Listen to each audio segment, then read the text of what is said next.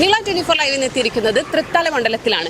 ഒരു ഭരണ തുടർച്ചയാണോ ഭരണ മാറ്റമാണോ തൃത്താലയിലെ ജനങ്ങൾ ആഗ്രഹിക്കുന്നതെന്ന് നമുക്ക് അവരോട് തന്നെ ചോദിക്കാം. ആര് ഭരിച്ചാലും കുഴപ്പമില്ല.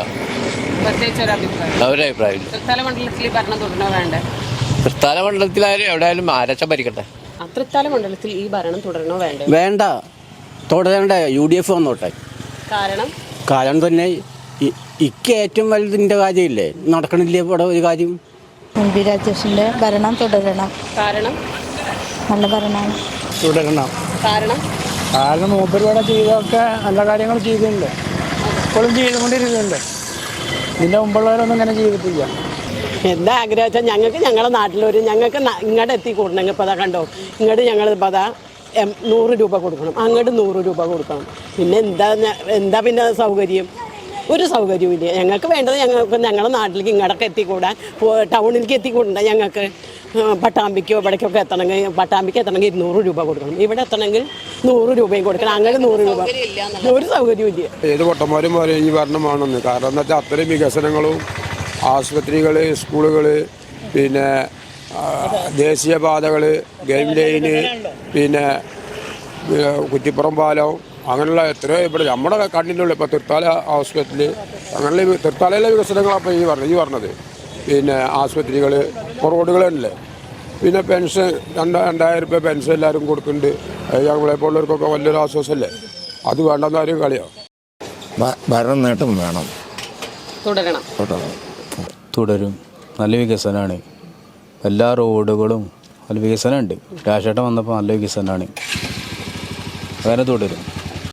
തൃത്താല മണ്ഡലത്തിൽ എന്ന് പറഞ്ഞ് കഴിഞ്ഞ 5 വർഷത്തിൽ പറയത്തക്ക പുരോഗതി എന്ന് പറഞ്ഞു കഴിഞ്ഞാൽ 1-2 കാര്യങ്ങളിൽ മെച്ചപ്പെട്ടിട്ടുണ്ട്.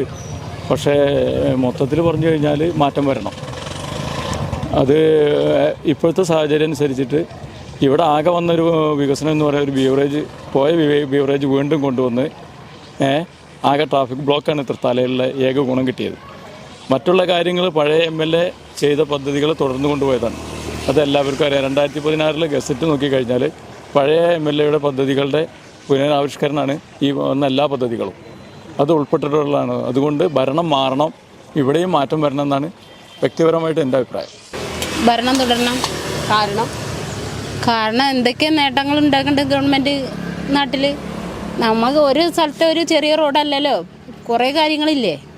ഈ ഭരണം തുടരണം. കുഴപ്പമില്ല, ഇങ്ങനെ വികസനങ്ങൾ ഇതൊക്കെയുണ്ട്. തൃത്താലയിലെ MB രാജേഷിന്റെ ഭരണം തുടരണം. അവിടെ നല്ല വികസനങ്ങളല്ലേ നടന്നുകൊണ്ടിരിക്കുന്നത്.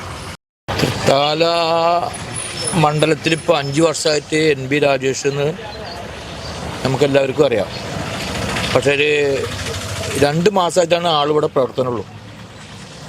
അതിന് മുന്നേ ഈ 4 വർഷവും 8 മാസവും ആൾ ഈ വൈക്കിങ്ങനെ പോകാമെന്നല്ലാതെ ഒരു ഉപയോഗം ജനങ്ങൾക്ക് ഉപകാരം കിട്ടിയില്ല. ഇപ്പോൾ അത് ഹോസ്പിറ്റലിൽ പകുതി ആക്കി നിർത്തിയിട്ടുണ്ട്. പിന്നെ കുമ്പിടി കാങ്കപ്പുഴ ഒരു സൈക്കിൾ പോലും പോകാൻ പറ്റാത്ത രൂപത്തിൽ കൂടെയാണ് ഇപ്പോൾ അവിടെ ഉദ്ഘാടനം കഴിച്ചിരിക്കുന്നത്. അപ്പം ഇനി അവർക്ക് 5 വർഷം ഇനി വീണ്ടും തുടർച്ചയായി കിട്ടില്ല എന്നുള്ള ഉദ്ദേശം കൊണ്ടാവും അവരിപ്പോൾ ഇതിന് മുന്നിലേക്ക് ഇറങ്ങാത്തത്. തൃത്താല മണ്ഡലത്തിൽ നമ്മുടെ ഇടതുപക്ഷത്തിൻ്റെ MLA അടിപൊളിയായി തുടരണം, അതാണ് നമുക്ക് വേണ്ടത്. രാജേഷന് വരണം എന്നുള്ള ആഗ്രഹമാണ്. കാരണം എന്താ വെച്ചാൽ പിന്നെ VT ബലരാമൊന്നും ഒരു കാര്യം ചെയ്തിട്ടില്ല. എന്താ ഇത്രയും MLA ഒക്കെ ആയിരുന്നിട്ട് ഒരു കാര്യം ചെയ്തിട്ടില്ല. തലയ്ക്ക് വേണ്ടിയിട്ടോ അല്ലെങ്കിൽ ഇതൊന്നും നാടിന് വേണ്ടിയിട്ട് ഒരു കാര്യം ചെയ്തിട്ടില്ല.